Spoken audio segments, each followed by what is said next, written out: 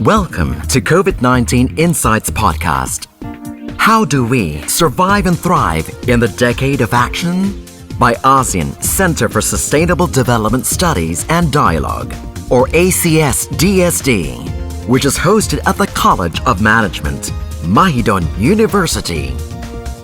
Hello, my name is Roy Kouwenberg. I'm a professor of finance at Mahidol University College of Management. Today I will talk about behavioral insights for COVID-19 recovery and management. So the COVID-19 pandemic has had a huge impact on people's health, but beyond that it also has had a huge economic impact, and through the economic impact also a big impact on many people's life. So the COVID-19 pandemic may negatively affect two sustainable development goals. So the first goal is decent work and economic growth for everyone. And the second goal is sustainable consumption and production. So what I'm going to do in this podcast is to provide behavioral insights to help with COVID-19 recovery and management. So what we have seen is that COVID-19 has had a huge negative economic impact. And the negative economic impact doesn't come mostly from the healthcare cost, such as the cost of the hospitalizations or the fact that say people cannot go to work. Most of the costs are indirect, from lockdowns, from border closures, and this has led to huge output losses. So the IMF expects that the global economy is going to shrink by 5% in 2020. And what we have seen is that manufacturing exports and trade have declined around the world due to this COVID global recession. Even in countries that may not directly been affected by COVID-19, they are still affected indirectly through their exports and trade. On top of that, international tourism and travel has come almost to a full stop. And this very much affected countries like Thailand, where tourism is a large part of the economy. Another part of the economic impact is that many businesses have put off future investment and expansion plans and may also be partially laying off people. So right now the situation is improving. Several countries in ASEAN and around the world are slowly lifting their restrictions and trying to reopen their economies. But what we got to keep in mind is that even without a lockdown, with an economy that is opened up again, the behavior of consumers and small business owners may have fundamentally changed. And for some, their behavior may be affected by fear of COVID. It is this behavioral change that is a big problem for reopened economies. So if consumers don't feel comfortable going out, shopping, eating, traveling, this in turn will affect small business owners, and this will also affect large businesses. And so this impact may last also even once the pandemic is largely under control. Now, a good example of the behavioral change that COVID-19 pandemic can lead to, a good example can be found in Sweden. So in the country of Sweden, no lockdown was imposed in the COVID pandemic. And what they mainly focused on was trying to protect the most vulnerable parts of society. While people could still go out to restaurants, they could go shopping, the economic life basically went on normally to a large extent. Well, at the same time, Sweden was quite open. The economy was still open and people could go about their regular lives. In neighboring countries such as Denmark and Norway, they locked down completely to try to get rid of the pandemic, to get rid of the infections.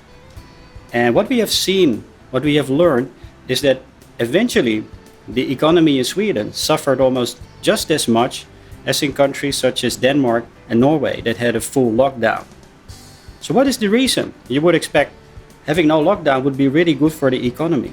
Well, first of all, export-dependent businesses will be hit by the global slowdown regardless whether the country locally is locking down or not. So exports will go down, travel will go down. But on top of that, Swedish consumers, large groups of them, also went out less, went shopping less, and started traveling less.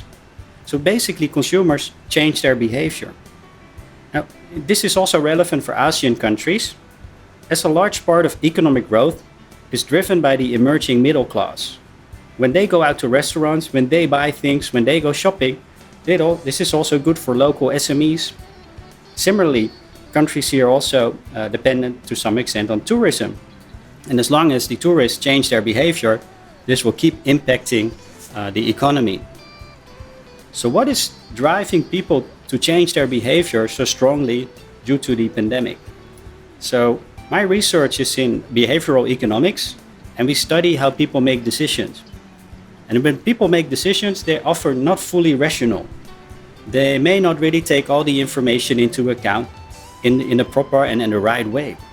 So very common in the research is that people have the following biases: probability weighting, or overweighting very unlikely events; ambiguity aversion, which is fear of the unknown; and the third bias is salience bias. That means focusing on the most extreme and vivid outcomes. And it's these behavioral biases that can help explain the change in consumer behavior. So first of all, probability weighting. So people have a tendency to greatly overweigh the chance of unlikely events when they make decisions. So this particular trait, like overweighting unlikely outcomes, can, for example, explain why people happily buy lottery tickets. Because when you buy a lottery ticket, on average, you tend to lose money. It's not a good deal. But because people in their mind overweigh the small chance of winning the big prize, they buy the lottery tickets anyhow. So overweighting small probabilities, small chances, also plays a role in the change in behavior during the COVID-19 pandemic. Because people are likely greatly overweighting the small chance of catching the infection. When they greatly overestimate the chance, they also change their behavior more. So maybe as a policy recommendation, we can use the media to remind people about all the measures being taken that are reducing the chances of infection. And with all those measures, how unlikely COVID infections really are. A second behavioral bias is ambiguity aversion, or fear of the unknown. So in my own research, when we measure people's ambiguity aversion, approximately 60 to 70% of the population has this fear of the unknown. And so this makes the tendency to overweight unlikely bad outcomes even further, especially when we don't know exactly what the consequences are and how big the impact on our lives may be. So changing your behavior even more when the chances are not exactly known and the impacts are not fully known is known as ambiguity aversion. So most people try to avoid ambiguity or unknown unknowns if they can. They try to avoid it. And this fear of the unknown is natural. Let's, for example, think about we're going on a hike in a national park, and all of a sudden around the corner we spot like a wild elephant in front of us. So most people, as a natural instinct, they will turn around. They will try to run away. They will try to hide. We're not going to think like, well, the chance that something bad's going to happen here is quite small, so I can take my time, I can take a picture. No, the natural instinct is to avoid the situation, and especially when the outcomes are unknown. So the COVID-19 pandemic is the ultimate example of ambiguity or unknown unknowns. Because scientists do not know exactly how and when the virus spreads. For example, can we get infected through infections through the air? Does the virus spread easily? How far does it spread when it's in the air? Can we catch it from surfaces?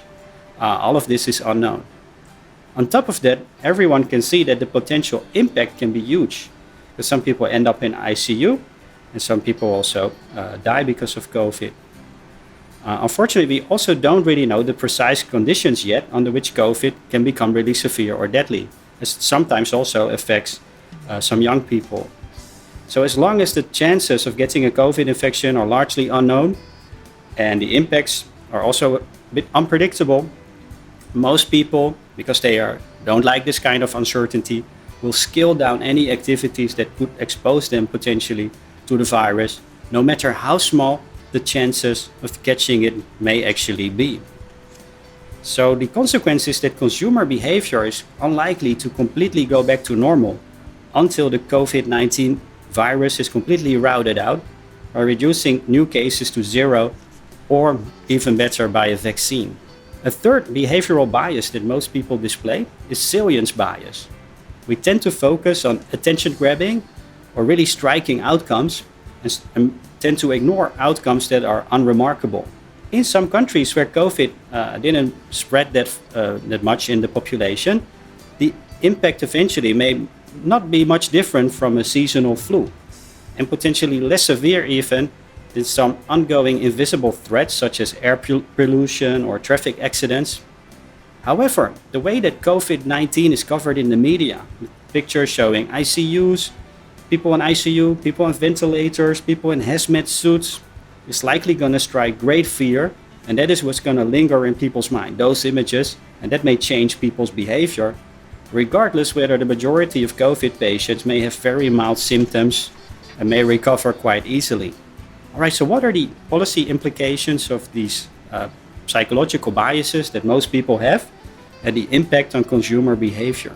So, as long as the COVID virus is still around and with us, many consumers and many travelers may keep behaving as if the chances of catching the virus are 50-50, even though the true chance may be really tiny. So maybe policymakers and the government could use the media to remind the public about all the measures being taken that really make the chances of infection really small, such as wearing masks, hand sanitation, and keeping social distance. But if the chances of catching the virus are so small, should we also tell people, well, actually you can just resume your normal life. You can go back out, go to restaurants, go to bars, because, the chances are really small. Well, there's an issue with that, because these behavioral biases, basically there's a large variety of people. Some of them are not afraid of unknown situations. Some of them are not afraid of risk. And what we find in research is that approximately 20 or 30% of the people are actually risk-seeking. They enjoy taking risks. They want to make their life exciting. There's also people who actually love unknown outcomes and unpredictable situations. This also explains why we have entrepreneurs, people who start up new businesses. Because when you start a new business, the chance of success is really small. Nonetheless, there's people who just keep trying and they're really optimistic about what will happen to them. So we got to keep in mind that not everybody is afraid of the unknown or very pessimistic about what's going to happen. There's also other people who are really optimistic and maybe enjoy taking risk. So if we're going to tell people, well, we can open up the economy, the chances of infection are really small, the problem is that that message will also reach the 10, 20, 30% of the population who are more risk-seeking and who are very optimistic.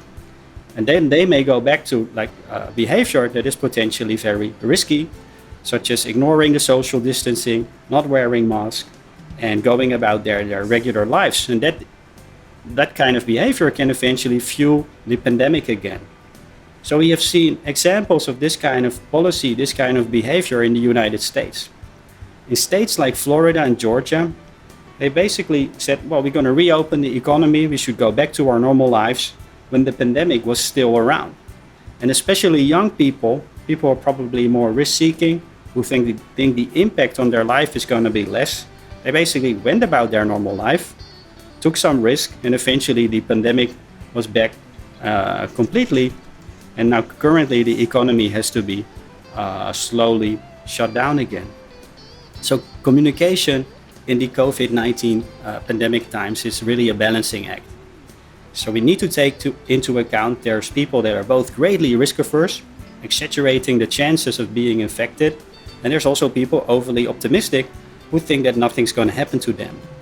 So a good way to communicate would be conditional, to say if we take all the measures together, wear a mask, social distancing, hand washing, staying at home when you have symptoms of the flu, checking in and out when you arrive at a venue. When we take all those measures together, then we can keep the chance of a COVID infection small and unlikely. On top of that, if we shield off the most vulnerable groups and be even more careful around them, we can also limit the health impact of COVID-19. Finally, once the outbreak is largely under control and the number of new cases is small, new outbreaks can easily be stamped out by tracking and tracing those who have been affected. Behavioral biases do not only affect how people change their behavior in terms of in response to the COVID pandemic. It also has implications for government stimulus measures. So many governments around the world have been trying to keep the economy going during the COVID recession, having additional measures such as unemployment benefits for keeping people employed, and business loans for preventing businesses from failing until the crisis is over. So these policies are really important. So if people don't lose their jobs, if people are still employed, if the businesses can still pay their rent, that keeps the whole economy going along better. And once we get failures and unemployed people, they will reduce spending, and that will affect all the other parts of the economy. Government stimulus policy is really important, but it's also really expensive and therefore typically temporary. So most of these policies, maybe they last for 2 months, or maybe it's like a one-time handout to workers. Now the problem is that people are quite smart. They can think about the future. And business owners and employees may think, okay, right now my business is being supported by the government. But what about 2 months from now? What if the pandemic is still around and my customers are not back? So the problem is that in the face of uncertainty, this kind of uncertainty, people will already change their behavior right now. And this may make the stimulus ineffective. So the people who receive the handout, they may just save the money instead of spending it. The businesses that get the loan may still try to reduce cost and fire people because they're afraid what's going to happen once the stimulus is over. So for more effective stimulus policy, from a psychological perspective, we can go back to the financial crisis in 2008. Then the Treasury Secretary Henry Paulson in the United States said the following: if you got a bazooka and people know you've got it, you may not really have to take it out. With support packages for businesses and for unemployed, it maybe also works like that. If the government tells people that they're going to do everything that it takes and that the policy will be extended if necessary, then the policy will have a more positive impact on people's behavior so that they keep spending and will be less afraid of the future. One problem, though, with the COVID-19 pandemic is that any government policy to stimulate the economy will only be fully effective if we can also flatten the curve. That is, bring the COVID-19 pandemic under control or having a vaccine. Otherwise, the fear factor is still going to be around and people still going to hold back in their behavior and the economy is unlikely to recover completely. So the first part of this podcast focused on behavioral insights and explaining why consumer behavior is so strongly affected by this pandemic, even after lockdowns are lifted. So the last part of this podcast, I'm going to focus on some side effects of the COVID-19 pandemic that may have positive impact on sustaining more sustainable consumption and production. So apart from all the negative impacts, the COVID-19 pandemic may also help to promote more sustainable consumption and production in its aftermath. So for example, nowadays countries are trying to source more goods and supplies locally. Just think about masks, for example. So most countries now want to produce masks in their own country and not be too dependent on imports. Also, due to the crisis, many international supply chains have been severely disrupted. So in some countries in Europe, factories had to stop, could not produce anymore because some parts had to come from other countries and the borders were closed.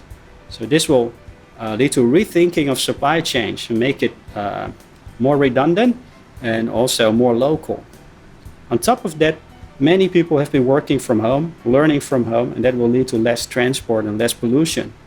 Also, we have seen a trend towards more online retailing and more digital banking, which are all positive for the environment. Another positive thing that the COVID-19 pandemic has shown us is that people are willing to bring great sacrifices for their country and for other people's welfare. Hopefully they can do that again for other issues as well. One of the largest threats potentially facing the future of ASEAN countries is probably not the COVID-19 pandemic, but climate change, rising sea levels, and sinking soils. So the great cities of Jakarta, Bangkok, Manila, and Ho Chi Minh City are all facing increased risk of flooding, and scientists and experts from the UN They basically predict that those cities, Jakarta, Bangkok, Manila, and Ho Chi Minh City, could be partially under the water or flooded for a large part of the year by 2030. Given that these are like real threats that are facing countries, maybe this is also the time. Given that many jobs will be lost in tourism sectors, some jobs will also be lost in service sectors because of the COVID pandemic. This could be a good time for the government to use stimulus measures to create new alternative jobs in green sectors, such as increasing solar energy generation with solar panels, stimulating home insulation and making homes more energy efficient, and building the infrastructure for electric cars and motorcycles to use in the future. So this may be a positive side effect of the crisis. But this is the end of the podcast. I hope it was useful and thank you for listening.